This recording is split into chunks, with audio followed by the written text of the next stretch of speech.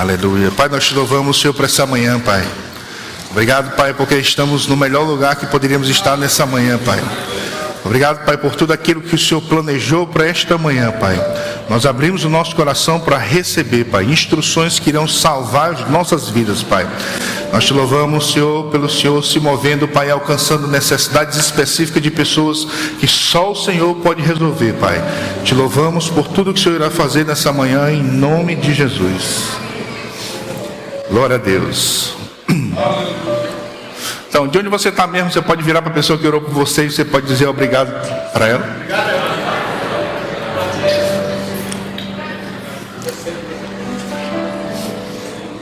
Aleluia.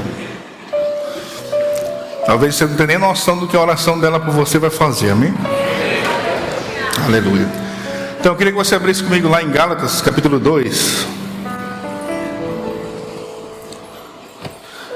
Gálatas, capítulo 2, no versículo 16.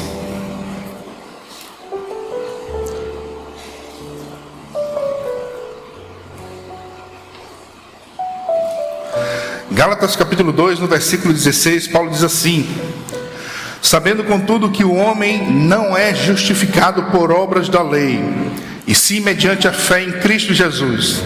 Também temos crido em Cristo Jesus, para que fôssemos justificados pela fé em Cristo, e não por obras da lei, pois por obras da lei ninguém será justificado. Alguém pode se justificar diante de Deus através das obras? Não, só através de Cristo. Lá em Atos capítulo 4, você não precisa abrir lá, Pedro diz: porque não há outro nome dado entre os homens pelo qual importa que sejamos salvos. Salvação só através de Jesus. Antes dele vir e depois que ele veio, também é só nele. Porque como é que as pessoas eram salvas antes de Jesus vir? Crendo que ele viria. Como é que a gente que veio depois dele foi salvo? Crendo que ele já veio. Tudo é nele. Lá em Romanos capítulo 1, vá comigo lá por favor.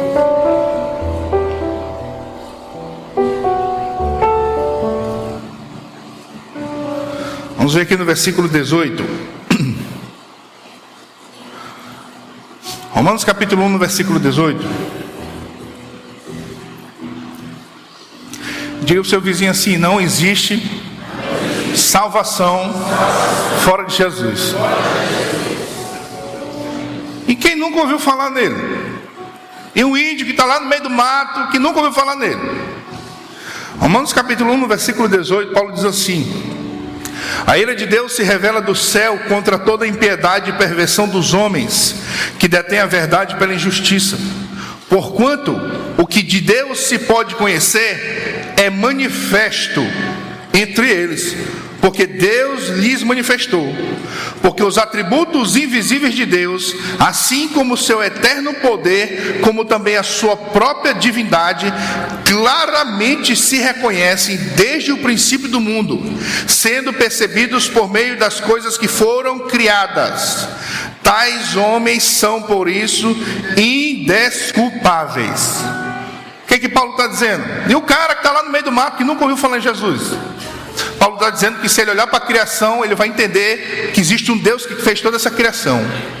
E que se ele quiser se relacionar com esse Deus que criou todas as coisas, esse Deus vai dar um jeito de alcançar ele. Aleluia. É por isso que os homens são indesculpáveis. Não tem esse negócio de não, mas eu não conhecia. A Bíblia está dizendo que existe, claramente, se você olhar para a criação, você vai entender que alguém criou essas coisas. E se você quiser se relacionar com esse alguém, ele vai dar um jeito de chegar até você. Amém? Você não precisa abrir lá, mas em Salmos capítulo 51, no versículo 17, a Bíblia diz que Deus, ele não despreza um coração contrito e quebrantado. Às vezes as pessoas leem esse versículo, Deus não despreza um coração contrito e quebrantado. Ela acha que é assim, quando ela chega no trono de Deus, Deus não despreza ela. Também é assim. Mas o que a Bíblia está dizendo é que quando Deus encontra um coração contrito e quebrantado, ele dá um jeito de ir atrás e alcançar esse coração. Deus não fica simplesmente no trono esperando a pessoa se achegar a Ele. Quando a pessoa abre o coração e deseja conhecê-lo, Ele vai dar um jeito de se manifestar até essa pessoa. Em Mateus capítulo 8, vá comigo lá.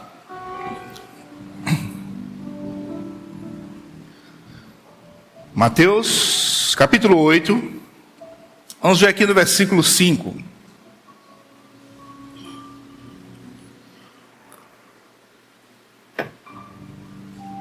Eu queria que você acompanhasse comigo o raciocínio desse dia específico de Jesus.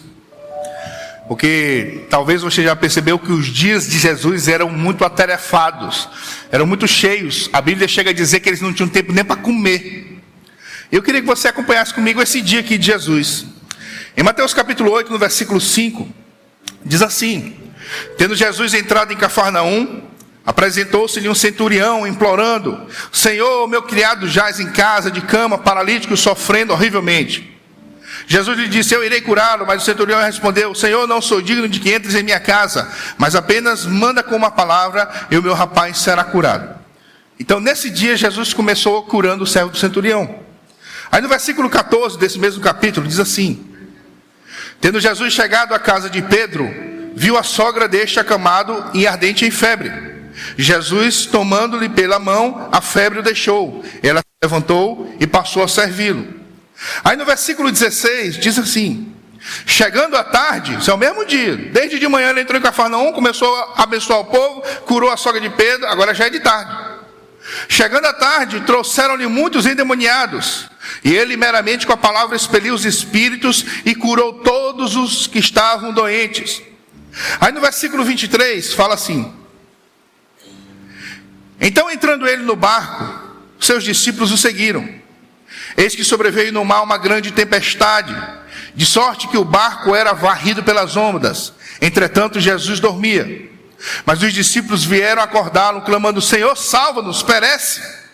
Mas os discípulos vieram o quê? Jesus estava fazendo o quê? Jesus estava fazendo o quê? Ele estava dormindo ou ele estava fingindo para ensinar uma coisa? Mas os discípulos vieram acordá-lo, clamando: Senhor, salva-nos, perecemos. Perguntou-lhes então Jesus: por que sois tímidos, homens de pequena fé? E levantando-se, repreendeu os ventos e o mar, e fez grande bonança. O dia começou ele entrando em Cafarnaum. Chegou em Cafarnaum, problema. Servo do centurião, resolve. Chega na casa de Pedro, outro problema. A sogra dele está doente. Jesus vai lá e cura. No final da tarde, descobre que Jesus está lá, traz os endemoniados e os doentes tudinho na cidade. Jesus vai curar e vai libertar todo mundo. Aí a Bíblia diz que ele entra dentro de um barco para ir num lugar, para atravessar o mar. E a Bíblia diz que ele estava dormindo. Não estava fingindo, estava dormindo. Agora eu queria que você entendesse que no barco está com Jesus pescadores. Homens acostumados com aquele mar. Agora aqueles homens que estão acostumados com aquele mar, se levantam uma tempestade tão violenta, que os homens acostumados com o mar estão com medo de morrer. E no meio dessa tempestade, o barco chacoalhando para todo lado, Jesus está o quê? Tu imagina como Jesus estava cansado, velho? Tu imagina tentando dormir num barco aí, se remoendo para todo lado por causa de uma tempestade. Jesus estava tão cansado que ele dormia naquele barco no meio da tempestade. Aí no versículo 28 diz assim: ele tentou dormir porque não conseguiu, porque os discípulos acorda ele para resolver outro problema. Aí no versículo 28 diz: tendo ele chegado a outra margem, a terra dos Gadarenos, vieram-lhe ao encontro dois endemoniados, saindo dentre os sepulcros, e a tal ponto os furiosos que ninguém podia passar por aquele caminho. E eles gritaram: eis que temos nós contigo, ó Filho de Deus, vieste aqui atormentar-nos antes do tempo? Ora, andava pastando longe deles uma grande manada de porcos. Então os demônios lhe rogaram: se nos expele, manda-nos para os porcos. Pois ide, ordenou-lhe Jesus. E eles, saindo, passaram para os porcos. E eis que toda a manada se precipitou despenhadeira abaixo, para dentro do mar, e nas águas pereceram. Fugiram os porqueiros, e chegando à cidade, contaram todas estas coisas e o que acontecera aos endemoniados. Então a cidade toda saiu para encontrar-se com Jesus, e vendo, lhe rogaram que se retirasse da terra deles. Jesus, extremamente cansado, entra nesse barco para atravessar aquele mar todinho, para chegar numa terra. Chega nessa terra, ele liberta 2 endemoniados, que a Bíblia diz que a cidade toda tinha medo deles. Ninguém passava nem perto, porque a Bíblia diz que os bichos eram tão violentos que quebravam a corrente. Aí Jesus liberta, eles entram dentro dos porcos, matam os porcos todos. O povo da cidade pede para Jesus sair. Isso aqui, irmão, é uma maneira poética de dizendo que o povo expulsou Jesus. Aí no capítulo 9, no versículo 1, diz assim: entrando Jesus num barco, passou para o outro lado e foi para a sua própria cidade. O que é que Jesus foi fazer lá naquela terra? Só libertar 2 pessoas. O dia todinho cheio, cansado, exausto. Mesmo assim Deus envia ele, vá lá. Mesmo sabendo que Jesus está exausto, mesmo sabendo que Jesus ia ser expulso, vai lá. Por quê? Porque tem 2 corações ali clamando.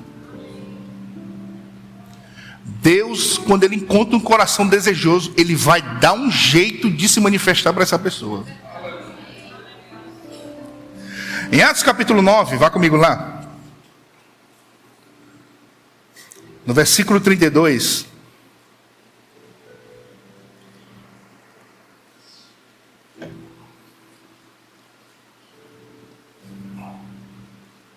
Atos capítulo 9, no versículo 32. Diz assim: passando Pedro por toda parte, desceu também aos santos que habitavam em Lida. Encontrou ali certo homem chamado Enéas, que havia 8 anos jazia de cama, pois era paralítico. Disse-lhe Pedro: Enéas, Jesus Cristo te cura. Levanta-te e arruma teu leito. Ele imediatamente se levantou. Viram-no todos os habitantes de Lida e Sarona, 2 cidades, os quais se converteram ao Senhor. Vou ler o 35 de novo. Viram-no todos os habitantes de Lida e Sarona, os quais se converteram ao Senhor. Assim que a tua Bíblia está dizendo? Aí no versículo 36, havia em Jope uma discípula por nome Tabita, nome que quer dizer traduzido Dorcas. Era ela notável pelas obras e esmolas que fazia. Ora, aconteceu naqueles dias que ela adoeceu e veio a morrer, e depois que a levaram, puseram num cenáculo. Como Lida era perto de Jope, e Pedro estava em Jope, ouvindo os discípulos que Pedro estavam ali, enviaram-lhe 2 homens que pedissem: não demores em vir ter conosco. Você conhece o texto que Pedro foi lá, orou e a menina ressuscitou. Você conhece esse texto, não conhece? Eu queria que você entendesse o tamanho da obra que Deus está fazendo naquela cidade. A Bíblia diz que todos os habitantes de Lida e Sarona, quando olharam o milagre, se converteram. Até ressurreição de mortos está acontecendo naquele lugar. Para você entender o tamanho do avivamento que está acontecendo naquela região. Amém? No capítulo 10, no versículo 1, diz assim: morava em Cesareia um homem de nome Cornélio, centurião da corte chamada italiana, gentil, não era judeu, era gentil, não tinha aliança com Deus, piedoso e temente a Deus com toda a sua casa, que fazia muitas esmolas ao povo e de contínuo orava a Deus. Como? Orava do jeito que sabia. O coração dele estava desejoso por Deus. Esse homem observou claramente durante uma visão, cerca da hora 9 do dia, um anjo de Deus que se aproximou dele e lhe disse: Cornélio. Este, fixando nele os olhos e possuído de temor, perguntou: o que é, Senhor? E o anjo lhe disse: as tuas orações e as tuas esmolas subiram para a memória diante de Deus. Agora envia mensageiros a Jope e manda chamar Simão, que tem por sobrenome Pedro. Você conhece a história que Pedro vai lá, prega e aquele povo é convertido. Preste atenção, irmão. Pedro estava fazendo um avivamento naquela cidade. As multidões em massas estavam sendo ganhas, ressurreição de mortos, milagres, um avivamento naquela cidade. Deus vai tirar Pedro daquele avivamento só para alcançar Cornélio. Porque Deus não despreza um coração desejoso. Rapaz, Deus não despreza, Ele vai fazer o que for necessário, mas Ele vai alcançar a pessoa que está desejando conhecê-lo. No capítulo 8 de Atos, vá comigo lá no versículo 5.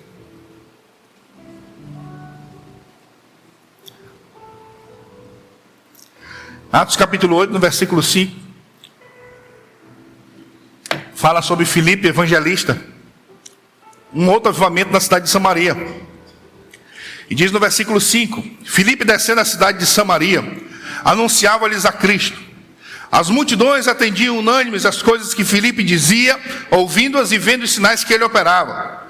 Pois os espíritos imundos de muitos possessos saíam gritando em alta voz, e muitos paralíticos e coxos foram curados, e houve grande alegria naquela cidade. Fala comigo, avivamento. Ora, havia certo homem chamado Simão, que ali praticava mágica, iludindo o povo de Samaria, insinuando ser ele grande vulto, ao qual todos davam ouvidos, do menor ao maior, dizendo: este homem é o poder de Deus, chamando de grande poder. Aderiram a ele porque havia muitos iludidos com mágica.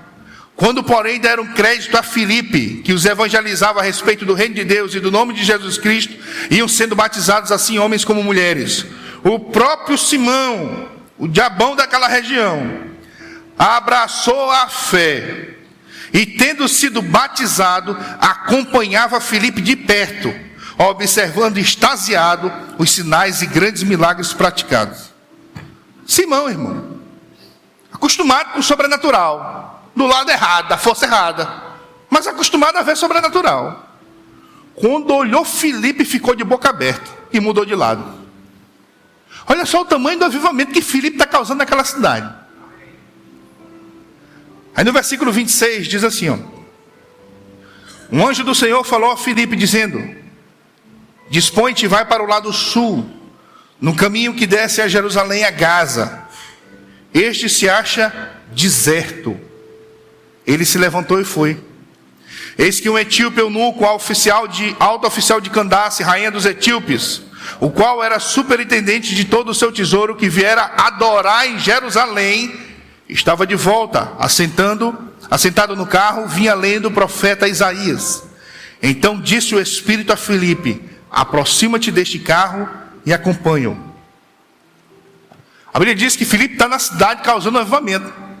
O Espírito de Deus fala com Filipe: sai daí e vai para o caminho que desce para Gaza, e o caminho se acha deserto. Deus está tirando Filipe de um avivamento e mandando para o deserto. Para quê? Para alcançar esse cara bem aqui. Só por causa desse cara aqui. A Bíblia diz que ele era um etíope que veio para Jerusalém adorar. Você sabe quantos quilômetros são da Etiópia para Jerusalém? 1.500. O cara está viajando 1.500 quilômetros de cavalo, só para adorar.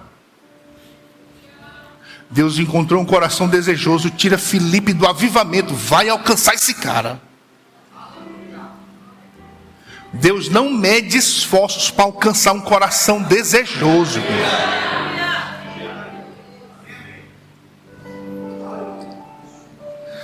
Se Deus tirou Filipe de um avivamento só para alcançar aquele cara, não tinha um executivo do Carrefour para virar pastor e nos abençoar?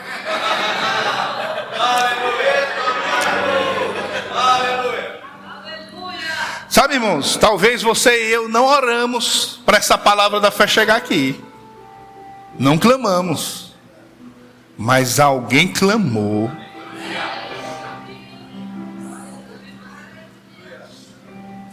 E essa família vindo para cá é resposta de um clamor. Porque Deus não despreza.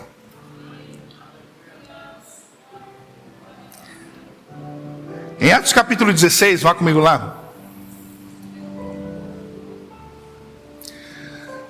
Atos capítulo 16, no versículo 6.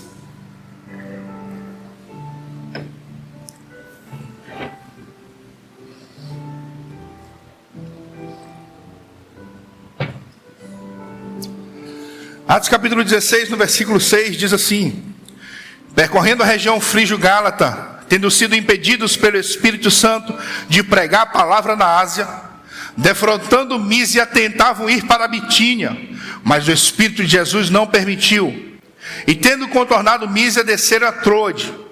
À noite sobreveio a Paulo uma visão, na qual um varão macedônio estava em pé e lhe rogava, dizendo: passa a Macedônia e ajuda-nos.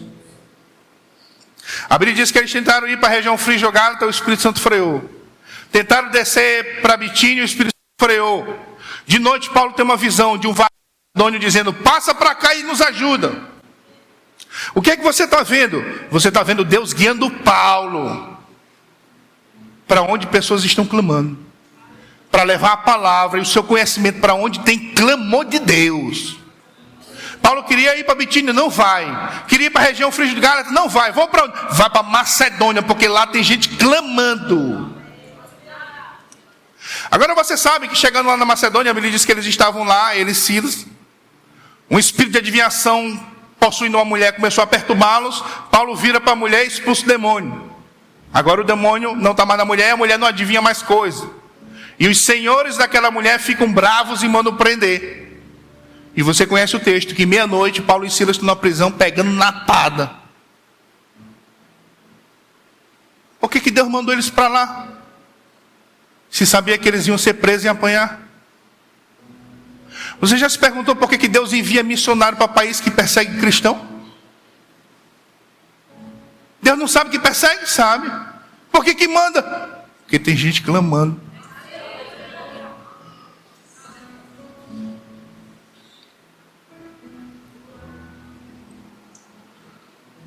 Diga para o seu vizinho: Deus não mede esforço para alcançar um coração desejoso. Um coração, só um coração desejoso vai atrair mais atenção de Deus do que 100 que não quer nada.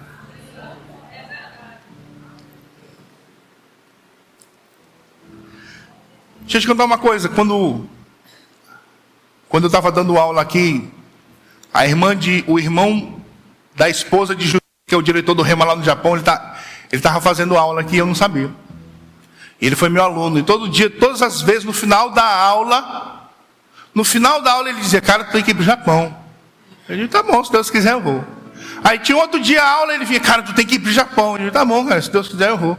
Aí no outro dia tinha aula, ele: cara, tu tem que ir para o Japão. Eu disse: rapaz, a matéria todinha, os caras ficavam dizendo: rapaz, tu tem que ir para o Japão, tu tem que ir para o Japão, tu tem que ir para o Japão. Aí quando terminou a matéria: rapaz, eu vou orar aqui, vai saber se Deus está falando com esse cara mesmo, eu não estou percebendo. E eu fui orar e Deus falou comigo que era para ir. E quando eu cheguei lá, todo dia de manhã, a gente ia de manhã para o Rema e ficava até na hora do almoço. Todo dia. Ia fazer o quê? Orar. E eu ficava ouvindo a oração deles, e a oração deles era assim: Senhor, envia gente para cá, nos socorre, nos ajuda, envia. Rapaz, Deus ouve, cara. Deus está ouvindo essas orações de clamor. Vá comigo lá em Mateus capítulo 22.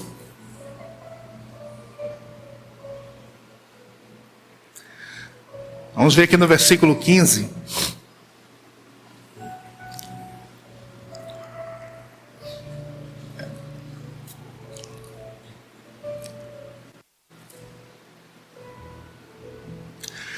Mateus capítulo 22, no versículo 15 diz: então, retirando-se os fariseus, consultaram entre si como o surpreenderiam em alguma palavra. Aí em João capítulo 11, vá comigo lá por favor. João capítulo 11, no versículo 57. Evangelho de João capítulo 11, no versículo 57 diz: ora, os principais sacerdotes e os fariseus tinham dado ordem para, se alguém soubesse onde eles estavam, denunciá-lo, a fim de o prenderem. Em Mateus capítulo 27, vá comigo lá por favor. Evangelho de Mateus capítulo 27, no versículo 1. Mateus capítulo 27, no versículo 1 diz: ao romper o dia, todos os principais sacerdotes e os anciãos do povo entraram em conselho contra Jesus para o matarem. Eu não sei se você está percebendo aqui, mas a Bíblia está mostrando a progressividade da perseguição na vida de Jesus. Começou primeiro os fariseus e os religiosos tentando pegar Jesus em alguma palavra. Depois aumentou mais um pouco. Agora estão dispostos a prender. Depois aumentou mais um pouco. Agora quer matar. Eu não sei se você sabe, irmão, mas existia um preço que Jesus pagava para ser uma bênção para outros.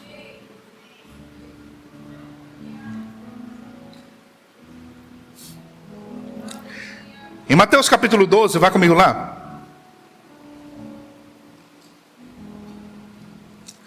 No versículo 22. Mateus capítulo 12,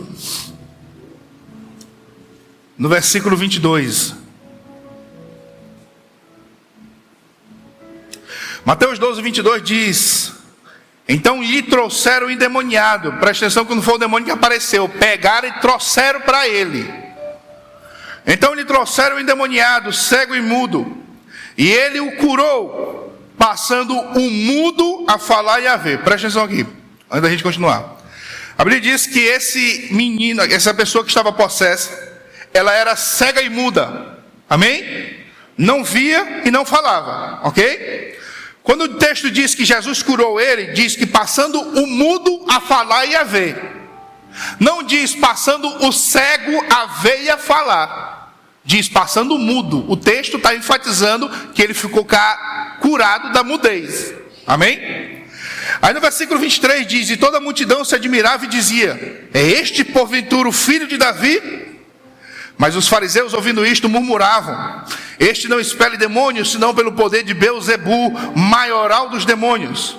Jesus, porém, conhecendo os pensamentos, disse: todo reino dividido contra si mesmo ficará deserto, e toda cidade ou casa dividida contra si mesma não subsistirá. Se Satanás espelha Satanás, dividido está contra si mesmo, como, pois, subsistirá o seu reino? E se eu expulso demônios por Beelzebu, por quem os expulsam os vossos filhos? Por isso eles mesmos serão os vossos juízes. Olha o que Jesus está dizendo: se eu estou expulsando esse diabinho pelo poder do diabão que opera em mim, os filhos de vocês expulsam demônio por quem? Se não é o poder de Deus que me está fazendo expulsar demônio, através de que poder que o filho de vocês operam para expulsar demônios? Eu não sei se você sabe, mas alguns estudiosos, eles relatam acerca de uma categoria de milagres chamado milagres messiânicos. O que são milagres messiânicos? Milagres que só o Messias poderia fazer. E esse aqui é um desses milagres. Porque se você prestar atenção, a Bíblia mostra que os judeus, eles já tinham a prática de expulsar demônios. Jesus disse: se eu estou expulsando pelo poder de Deus, os filhos de vocês expulsam por quem? Os filhos dos judeus já tinham prática de expulsar demônio. Em Atos capítulo 19, a Bíblia relata sobre 7 judeus exorcistas, filho de um sumo sacerdote chamado Seva. Então, antes de Jesus vir, os judeus já tinham essa prática de expulsar demônios. E alguns estudiosos dizem que a estratégia desses judeus para expulsar demônios era mais ou menos assim: tinha que descobrir o nome do demônio, e depois de posse do nome do demônio, conseguir expulsá-lo. Para conseguir expulsar o demônio, primeiro tinha que descobrir o nome dele. Isso aqui é os judeus, amém? Não somos nós, amém? Amém, irmão? Então a estratégia deles tinha que descobrir o nome do demônio, para de posse do nome do demônio expulsar o demônio, ok? Por que esse milagre aqui só o Messias poderia fazer? Porque esse demônio é mudo. Se é mudo, ele não vai dizer o nome dele. Então só o Messias poderia fazer esse. É por isso que o texto faz questão de dizer: e passou o mudo a falar e a ver. Não diz passou o cego a ver e a falar, diz passou o mudo. O cara era mudo, ele expulsou o demônio sem o nome. Só o Messias poderia fazer isso. E é por isso que logo após esse milagre, a Bíblia diz que as pessoas começaram a dizer: será ser ele? Será ser ele que é o filho de Davi? Será ser ele que é o Messias? E as autoridades religiosas, vendo que Jesus estava ganhando multidões para seu lado, tomou uma decisão louca. Não, ele não está fazendo isso pelo poder de Deus, não. Ele está fazendo isso pelo poder do diabo. E se você prestar atenção, a partir desse momento, a perseguição na vida de Jesus vai aumentar drasticamente. Por quê? Porque ele foi usado para abençoar uma pessoa. Existe, irmão, um preço, às vezes, que se paga para ser uma bênção na vida de outros. Existem pessoas que estão pagando preço nos bastidores que você nem imagina, só para abençoar a tua vida. Em Marcos capítulo 3, vá comigo lá. Evangelho de Marcos capítulo 3. Vamos ver aqui no versículo 20.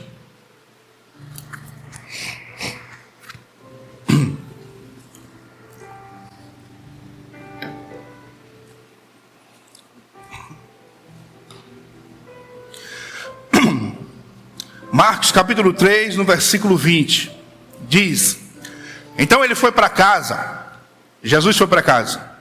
Não obstante, a multidão afluiu de novo, de tal modo que nem podiam comer.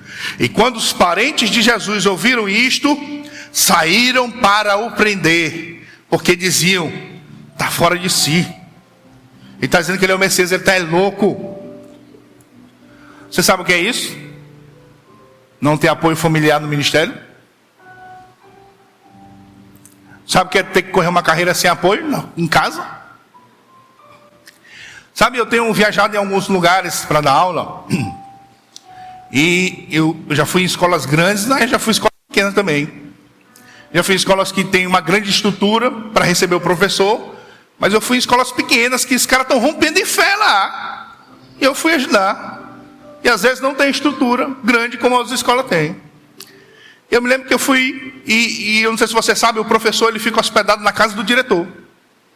E nessa casa que eu fui, era um apartamento pequeno, tinha 3 quartos. O quarto do casal, o quarto de um filho, o quarto de outro filho.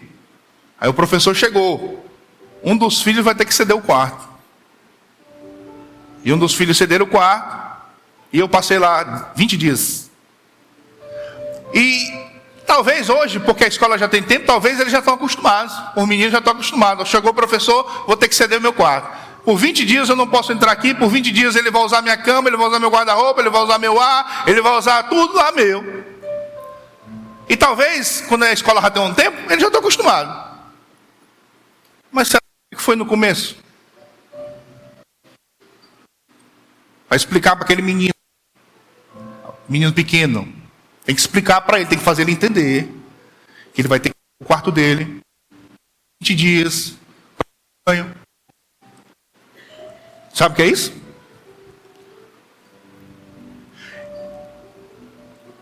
Sabe o que é, por exemplo, chegar um filho teu pequeno e dizer assim: papai, vai ter um feriado aí. Valeu. Vai ter um feriado aí. Vamos viajar, papai, vamos viajar. Meus amigos da minha escola, tudo vai viajar, vamos viajar. Papai não vai poder viajar. Por quê? Porque papai do céu falou comigo que eu vou ter que fazer uma conferência na igreja. Ah, papai, tudo é igreja, papai, tudo é igreja, papai. Tu sabe o que é isso?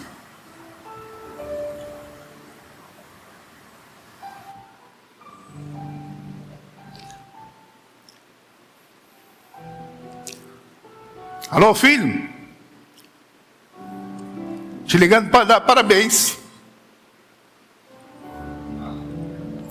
No próximo aniversário, papai tenta estar aí contigo, tá? Papai, por que não pode estar aqui de novo, papai? Meus amiguinhos estão tudo na minha festa, por que você não pode estar? Sabe o que é isso?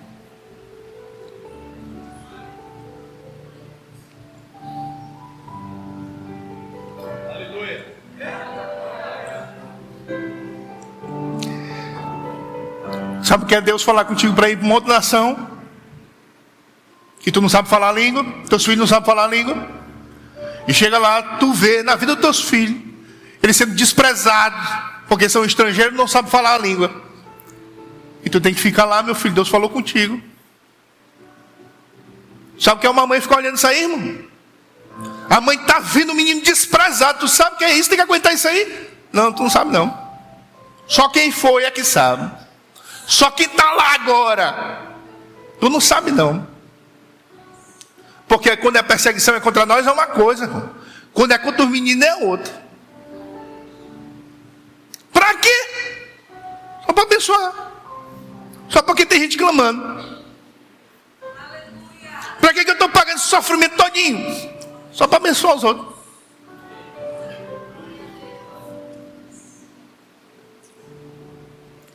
Irmão Reagan conta que naquela época que ele viajava de cidade em cidade fazendo conferências, naquela época passagem de avião não era tão acessível. E ele viajava de carro. E ele conta que como uma cidade era longe de casa, para ele não ter que daquela cidade voltar em casa, daquela cidade ele já ia direto para outra. E de lá ia para outra, e de lá ia para outra. Ele conta que passava 6 meses fora de casa. Você que é casado, imagina aí você 6 meses sem ter um marido. 6 meses sem os filhos ver a cara do pai. Para quê? Só para abençoar os outros. Irmão Reagan conta que quando ele saía daquele carro, que ele se despedia da família, entrava num carro, chegava nem na esquina, já estava chorando.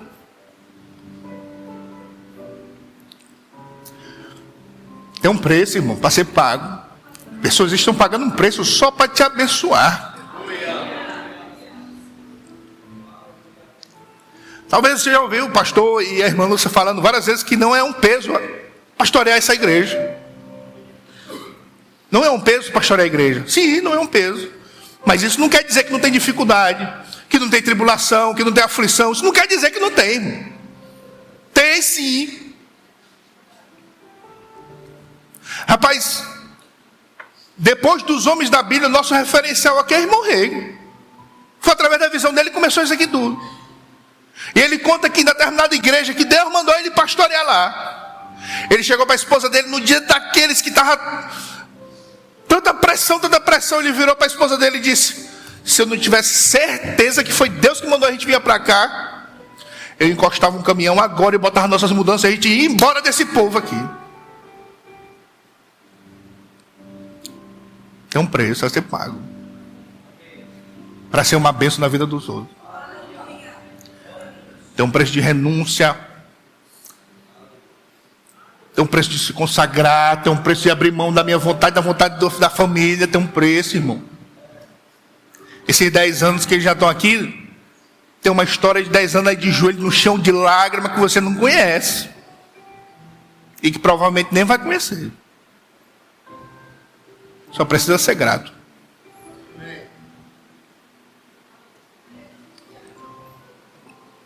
Eu queria que você fosse comigo lá em Levítico capítulo 13. Queria chamar o Lu.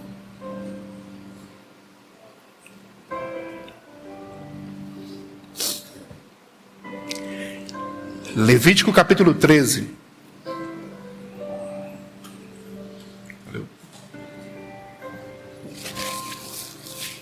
No versículo 1, Levítico capítulo 13, no versículo 1.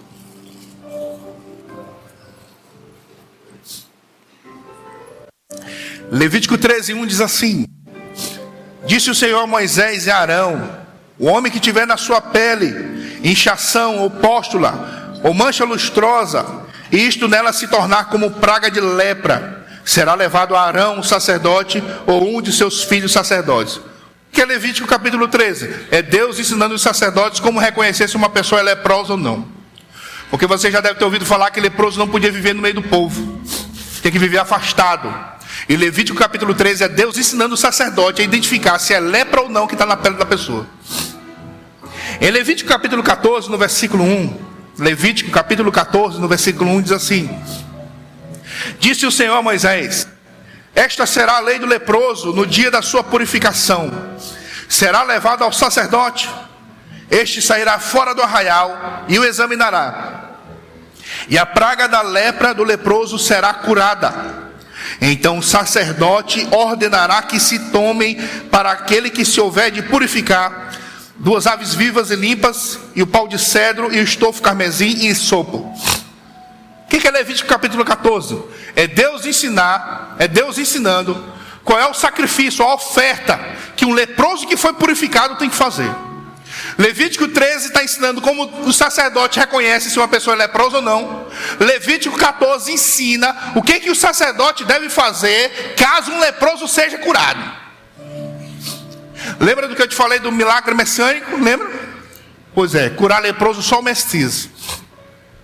Só o Messias poderia curar leproso, porque lepra na Bíblia é sinônimo de pecado. Só o Messias poderia perdoar pecado.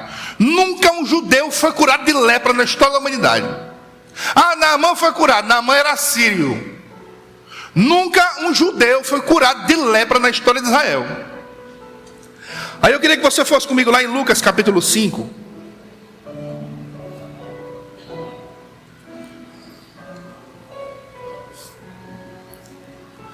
Lucas capítulo 5, vamos ver aqui no versículo 12.